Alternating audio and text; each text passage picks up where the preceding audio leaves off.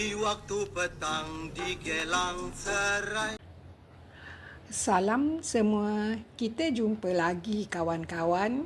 Kali ini aku mengajak anda ke Wisma Gelang Serai untuk menonton acara Warisan Daya Seni Melayu Singapura.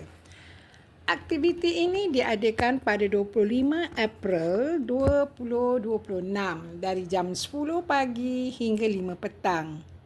Sebenarnya video aku ini sudah lama siap, tetapi tertunda disebabkan ada beberapa halangan yang tak dapat dielakkan. Aktiviti-aktiviti ini dipaparkan supaya anak-anak muda kita dapat mengenal warisan budaya Melayu yang mula menghilang sedikit demi sedikit. Aktiviti terbahagi dua tempat. Satu di Dewan Wisma. Semasa aku tiba, acara tarian dari Seri Wana sudah bermula. Kumpulan Seri Wana ini sangat terkenal di sini dalam acara-acara tarian budaya Melayu. Selepas persembahan tarian, penari-penari itu menjemput hadirin dengan sukarela mengambil bahagian dalam acara bengkel tarian. Mereka diajar langkah-langkah asas tarian Melayu. Kemudian, persembahan hadra dan kompang dari Singapura. Demonstrasi cara-cara memalu kompang, langkah demi langkah. Penonton yang mengambil bahagian terhibur dapat belajar cara-cara memukul kompang.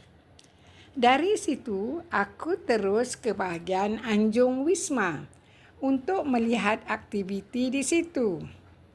Anjung Wisma ini luas dan dapat memuatkan banyak aktiviti pada hari itu. Di tengah Anjung Dewan, sudah ramai orang menonton permainan gasing pangkar. Aku menyelit di celah-celah orang ramai untuk menonton dan mengambil gambar.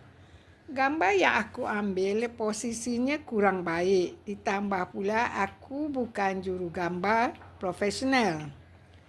Permainan gasing adalah permainan bagi pemuda-pemuda yang dapat dilihat di halaman rumah semasa aku tinggal di kampung Gelang Serai.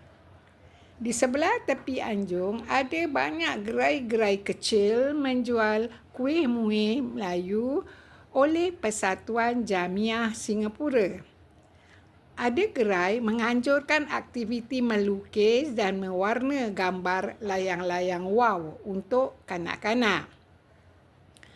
Aku ke gerai seni membuat bunga rampai. Pengunjung diberi peluang membuat bunga rampai sendiri dengan mencampurkan bunga-bunga ke dalam bekas bunga rampai yang berbentuk tanjak. Di sebelah gerai itu terdapat gerai membuat pulut kuning. Biasanya pulut kuning untuk majlis-majlis kahwin. Ada yang membuat pulut kuning menggantikan kek hari lahir atau kek majlis kahwin yang setinggi 2 atau 3 tingkat.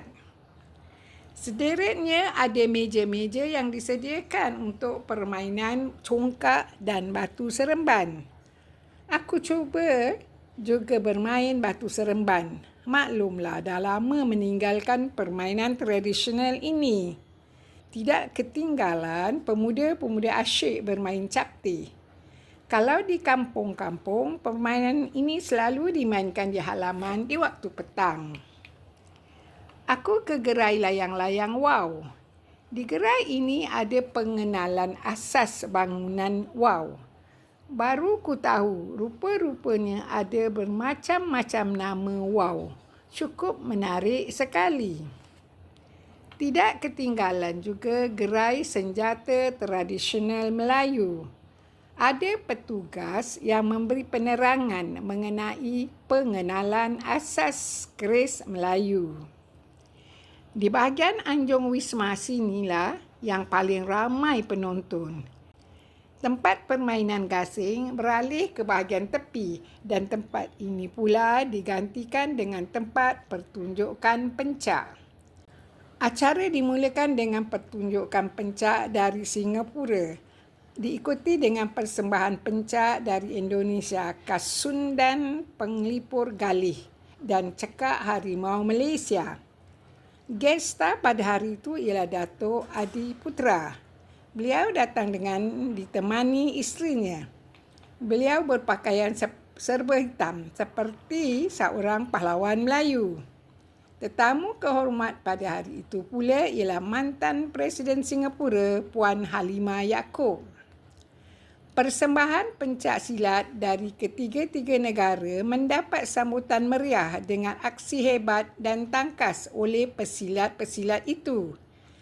Akhir persembahan, Puan Halimah Yaakob telah menyampaikan cenderahati kepada ketua pasukan.